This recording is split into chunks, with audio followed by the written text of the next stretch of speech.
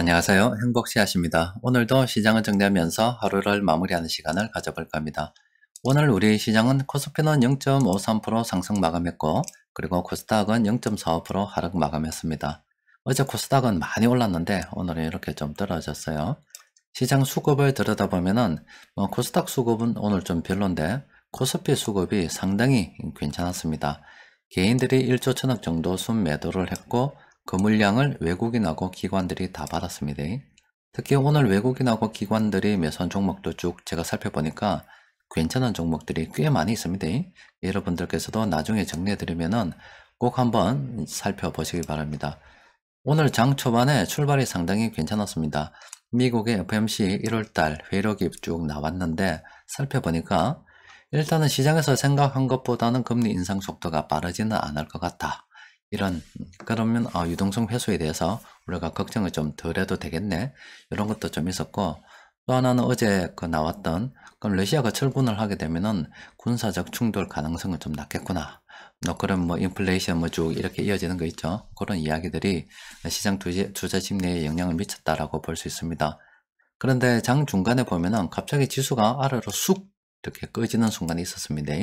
코스피도 그랬고 코스닥도 그랬습니다. 이렇게 지수가 움직일 때 어떤 뉴스가 전해졌냐면은 바로 지정학적 위기에 대해서 사람들이 다시 걱정을 하게 된 거죠. 이런 소식이 전해진 겁니다. 돈바스 지역에서 이렇게 포격이 있었니, 이런 뉴스들이 막 전해진 거예요. 그러니까 아이고 이거 다시 이거 러시아 철군은 온데간데 없고 다시 이 전쟁이 일어나는 게 아닌가, 이런 투자 심리가 조금 불안해졌죠. 그렇게 되다 보니까 이런 식으로 빠졌습니다. 아직은 확실하게 정해진 건 없습니다만은 전면전으로 가긴 어렵고 국지에서 발생된 해프닝 정도를 일단 시장에서 바라보고 있는 것 같은데, 자세한 보도들은 시간이 흐르면서 점점 세밀하게 나오겠죠. 자, 일단은 그런 일이 좀 있었습니다.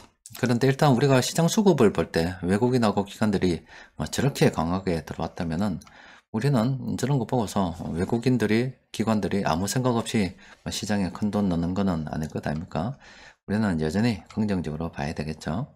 자, 그리고 하나 더 좀 봐야 될 게 있습니다. 지금 한국은행 이거 보면은 한국은행에서 12월 달 통화 유동성 보도 자료 요거를 하나 오늘 발표를 했습니다.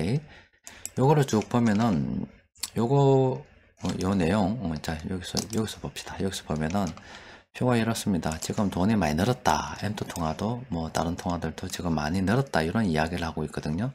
요게 실제로 넣은 거입니다.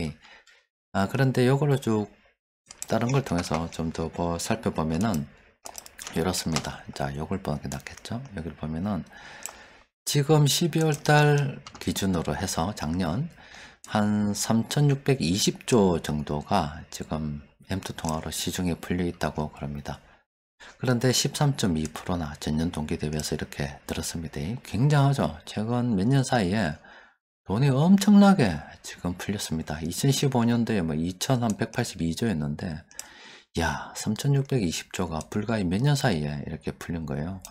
돈 가치가 저렇게나 하락하고 있습니다. 저거는 지금 은행에서는 우리는 이미 시작했고 금리를 올리면서 긴축을 이야기하고 있잖아요. 물론 채권을 갖다가 아직 좀 장난질 좀 치면서 돈을 좀 푸는 경향은 있는데, 어쨌든 공식적으로는 시중에 돈을 갖다가 좀 빨아당기는 그런 조치를 취하고 있습니다. 그런데 지금 정부에서는 계속 채권을 발행해서 지금 돈을 시중에 풀고 있습니다. 아직 정부에서는 긴축으로 가지 않았고 계속 돈을 풀고 있다 이 말입니다. 또 그리고 최근에 여러 대선 후보들 이야기하는 거 보면은 야, 그 사람들 돈 진짜 많은 사람들 같죠? 전신에 다 돈을 갖다가 푼다고 난리치기입니다. 그래서 이렇게 계속 돈이 좀 풀릴 것 같아요. 그래서 그런지 몰라도 이렇게 지금 돈이 계속 늘어나고 있습니다. 진짜 돈 가진 사람들만 바보 되는 그런 세상이 된 것 같아요. 아무쪼록 여러분들께서도 이런 그 현실, 이게 지금 현실입니다. 이렇게 돈이 계속 이렇게 늘어난다는 것은 돈 가치가 지속적으로 하락하고 있다는 겁니다. 저게 냉정한 현실입니다. 정말로 서민들을 위하고 하면은 사람들이 돈을 가치 있게 쓸 수 있도록 만들어줘야죠. 월급을 갖다가 한 10% 올려줬어요. 그런데 이 물가를 갖다가 30% 올려버리면 이 10%는 오른 게 아니라 오히려 더 손해본 겁니다. 그러면 돈 가치를 갖다가 좀 더 있게 만들어 주려고 그러면 돈을 줄여야죠. 그런데 그런 선택을 할 수 있는 정치인들은 없겠죠. 미치지 않고서야 저는 없지 않을까 싶습니다. 그러니까 저렇게 늘어나는 게 당연한 거고, 그 가운데 최대 피해자는 월급, 급여 생활자, 그리고 연금 소득자가 아닐까 싶습니다. 또 그리고 돈 받으면은 돈을 갖다가 금융 지식이 좀 부족해서 주식이나 자산을 갖다가 사지 못하는 그런 사람들은 영원히 가난해서 헤맬 수밖에 없겠죠. 이런 현실을 갖다가 보고 데이터를 좀 읽을 수가 있어야 됩니다.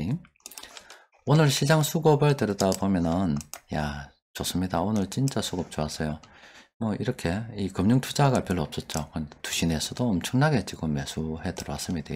그리고 외국인들도 이 정도면 사실 거의 전업종 순매수 했다라고 보셔도 돼요. 엄청나게 순매수가 많았습니다. 자, 그래서 오늘 세력들이 공통적으로 매수한 종목들 보니까 이렇게 24개 종목이 됩니다. 최근 굉장히 많이 검색이 되죠. 그래서 종목들이 좀 많다 보니까 이 플랜 A 도움을 또 좀 받아야 됩니다. 여기 들여다 보면은 요 아래쪽에는 요 종목들 있죠. 요 종목들은 우리가 관심을 가지고 좀 살펴봐야 돼요. 오늘 또 화장품 관련주도 엄청나게 많이 올랐더라고요. 또 최근 들어서 여행주도 그렇고 이 카지노 관련주들도 굉장히 좀 많이 오르고 있고, 또 소비 관련주도 지금 오르고 있고, 하여튼 다 오르고 있습니다. 다 오르고 있어요. 굉장히 지금 좋은 흐름 보이고 있고, 이런 종목들은 우리가 관심을 가지고 좀 들여다 봐야 됩니다. 변곡점 지표를 통해서 정리해 보니까 이런 종목들은 조심해야 돼요. 지금 요 DB 손해보험 같은 경우도 물론 장기적으로는 살아 있습니다. 그런데 이렇게 단기적으로 지금 많이 올랐다는 이런 신호가 발생이 된 거예요.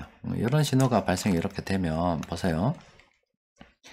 그동안 많이 올랐기 때문에 앞으로 하락이 예상된다는 신호가 있었다니까. 그래서 이 신호가 맞다는 게 아니라 이런 신호가 나오면 조심해야 된다고요. 그 이후에 다시 올랐다가요, 다시 이런 신호가 나왔어요. 그러면은 예전에 이런 신호가 나왔을 때 이런 움직임이 보였기 때문에 아이고 이번에도 좀 조심해야 되겠구나, 이런 관점으로 접근을 하는 겁니다. 그래서 이 아래쪽에는 이 종목들 있죠. 이런 종목들은 단기적으로 좀 조심해야 된다, 그런 신호를 보이고 있는 종목들입니다. 조심해야 돼요. 그리고 우리가 관심을 가져야 되는 것은 최근에 이렇게 나왔던 이런 종목들 있죠. 앞으로 상승이 예상된다고 하는 종목들, 이런 종목들 우리가 관심을 가지고 살펴봐야 됩니다. 여튼 오늘 출발이 좋았는데 지정학적 위기가 부각이 되면서 순간 주식시장이 싹 밀렸습니다. 사람들의 투자 심리가 정말로 유리가슴, 새가슴 이렇다고 볼 수가 있겠어요. 앞으로도 어떤 일이 생길지 모르겠습니다만은 변동성이 굉장히 확대될 수 있는 그런 시기입니다. 이런 시기일수록 늘 말씀드리다시피 멀리 보고 민간에서 돈 만드는 그 순간까지 가야 됩니다. 우리가 그 돈이라고 하는 거 있죠. 진짜 우리가 쓰고 있는 이 돈이라고 하는 거, 그게 자꾸 이렇게 가치가 쭉 떨어지고 있습니다. 앞서 본 것처럼 계속 돈이 늘어나고 있잖아요. 그 주범이 뭐냐면은 이겁니다. 중앙은행도 있고 정부가 있는데, 보통 이 정치를 잘못하면 그 돈이 많이 늘어나요. 정치 쪽에서 다른 나라도 마찬가지입니다. 잘못된 나라들이 대부분 이 정치 쪽에서 은행까지 장악을 해서 이쪽에서 돈을 갖다가 세례 뿌려가지고 국민들 바보 멍청이로 만들어 봅니다. 돈의 노예로 만들어 뿌려가지고 가난하게 만듭니다. 모르겠어요. 지금 미국도 그렇고 우리나라도 그렇고 전 세계 돈이 계속 늘어나는데, 또 얘들이 저거가 돈을 늘리죠. 이렇게 늘릴 수 있는 근거는 예전에 봤었던 통화 유통 속도가 줄어들기 때문에 저런 짓을 또 할 수 있는 겁니다. 그런데 통화 유통 속도를 만약에 통제 가능했더라면 중앙은행은 굳이 금리를 손댈 필요가 없죠. 그냥 그걸 움직이면 되는 거고, 또 물론 정책이라든지 그런 것도 통화 유통 속도에 영향을 미치고 또 사회 변화도 영향을 미칩니다만은, 정부가 채권 발행해서 돈 늘리는 거, 이건 주고 마음대로 통제할 수 있는 범위 내이고, 또 은행에서 채권 매입하거나 금리 조절을 하는 것도 저가 통제할 수 있는 범위 내인데, 통화 유통 속도는 걔들이 어느 정도 영향을 미칩니다만은 완벽하게 통제가 안 된다는 거예요. 그러니까 계속 이렇게 돈을 늘리는 겁니다. 그런데 어느 날 정말로 민간에서 소비가 원활하게 일어나서 경제가 발전이 돼서 이 통화 유통 속도가 늘어난다 생각을 해보세요. 그럼 돈이 어떻게 되겠습니까? 엄청나게 많이 늘어나겠죠. 그래서 아직도 이런 원리를 갖다가 깨닫지 못하고 돈이 생기면 저축을 해야 되니 뭐 해야 되니 이런 식으로 해서 돈 자체를 갖다가 계속 이래 숭배를 하는 그런 일을 하게 되면은 그냥 박살나는 거죠. 또 그리고 돈을 갖다가 굴릴 줄 모르고 뭐 들어오면은 바로바로 소비를 통해서 다 써버리고 내려놓고 어찌 되겠지 하는 그런 심정으로 사는 것도 사실 박살이 나는 겁니다. 다른 지식도 참 중요한데 이 금융 지식도 중요하고, 제가 생전에 쭉 살면서 생각해 보니까 금융 지식이 훨씬 더 중요할 것 같아요. 그런데 학교에서는 가르칠 수가 없죠. 그걸 가르치면 다 금융으로 돈을 벌라 그러지 누가 노동을 갖다 하려 그러겠어요. 정부에서는 공식적으로는 아마 절대 앞으로도 영원히 다룰 수 없지 않을까 싶습니다. 그냥 개인들이 알아서 계속 하는 거고 그런 건데, 오늘 우리 집애가 이런 이야기를 하더라고. 요거는 뭐 요까지만 시험 보시고 안 보셔도 돼요. 요거는 부자에 대한 이야기를 하더라고. 그러면서 애가, 막내가 묻더라고요. 그러니까 차를 한 잔, 커피를 한 잔 마시면서 막내가 저기 리먼 브러더스가 왜 파산했는가라고 묻더라고. 그래서 그 이야기를 해줬어요. 그래서 그건 아직 네 초등학교 5학년이기 때문에 이제 6학년 올라가는데 네 수준에 알아듣기 좀 힘들 건데 아빠가 좀 더 크면 이야기해 줄려 했는데 오늘 이야기를 물어봤으니까 해줄게 라고 했어요. 그 어떤 거냐면은 아빠가 너희들한테 부자가 되라고 하는 거는 요 정도 수준이다. 요 정도 수준. 그냥 부자가 돼서 경제적인 자유를 얻어서 좀 편안하게 사는 게 안 좋겠나.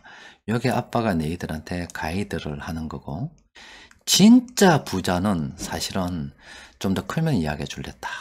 진짜 부자는 뭐냐면은 아빠가 이야기 이때까지 했던 부자는 네 돈으로 네가 돈 벌면 그 돈 가치가 떨어지는 것을 잘 이해를 하고 잘 굴려서 자산을 요쪽으로 분산 투자를 하고, 경우에 따라서는 집중 투자도 하고, 또 그 과정에 현금 흐름을 잘 유지를 하게 되면은 뭐 시간이 흐르면 저절로 뭐 네 혼자 먹고 살만한 돈은 그렇게 많지 않아도 되기 때문에 경제적 자유를 잃어서 비교적 편안한 삶을 살 수가 있을 거다. 요 정도 수준까지 아빠가 바라는 거고. 그런데 알고는 있는데 진짜 부자는 뭐냐면은 자기 돈 가지고 투자를 하는 사람은 그냥 그 정도 혼자서 이렇게 살 수 있을 정도의 부자인데, 진짜 부자는 자기 돈을 이용하지 않고 남의 돈을 가지고 굴리는 사람들이, 그 사람들이 진짜 부자다. 그러면 남의 돈을 어떻게 불리느냐? 남의 돈을 1억을 투자를 받아서 그걸 1,000만 원의 이익을 내면 그 중에서 900만 원은 지가 먹고 100만 원만 그 1억 투자한 사람한테 돌려주면서 아이고 돈 불려주셔서 감사합니다 소리를 들을 수 있는 사람들이 진짜 부자다. 그리고 그러니까 또 만약에 이 1억을 빌렸는데 돈을 벌지 못하고 1억을 다 까먹었다. 그러면은 그냥 그걸로 법적으로 보장을 받으면서 아무런 이상이 없는 사람이 부자다. 그러니까 결론은 이 아들은 뭐냐면 진짜 부자는 지도는 없어도 남의 돈 가지고 실컷 굴려 먹고 번 돈 거의 대부분은 다 지가 먹고 좁게 돌려주면서 감사합니다 인사받아야 되고, 또 그리고 그 남이 투자한 1억이든 10억이든 얼마든 투자한 거 뭐 일이 잘못돼서 다 까먹게 되더라도 법적으로 아무런 문제 없이 보호를 받을 수 있는 사람들이 진짜 부자다.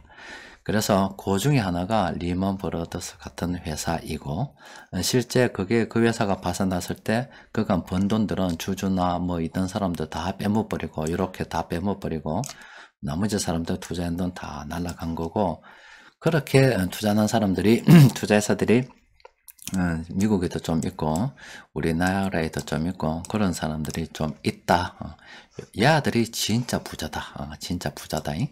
돈으로 봤으면 진짜 부자인데 개인적으로는 그까지는 안 해도 될 것 같다. 그냥 그런 게 있다 정도만 알고 있고, 아빠가 이야기하는 거는 요 정도 수준에 뭐 적절한 수준에 부를 유지해서 뭐 어림없이 사는 게 좋겠나.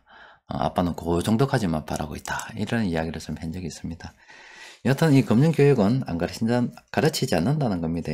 그냥 스스로 독학을 하거나 또 운이 좋으면 애들은 부모를 통해서 좀 배울 수도 있고, 또 애들한테 그런 이야기를 하려고 하면은 또 공부를 좀 해야 되겠죠. 그리고 또 스스로 아무도 가르쳐 주는 사람이 없으면 스스로 공부해서 터득을 해 나가야 되겠죠. 여튼 공식적인 어떤 자리에서 가르쳐 주지는 않을 겁니다. 학교 교육에는 무조건 편입이 안 될 겁니다. 자, 오늘은 여기까지 정리하도록 합시다. 이상입니다.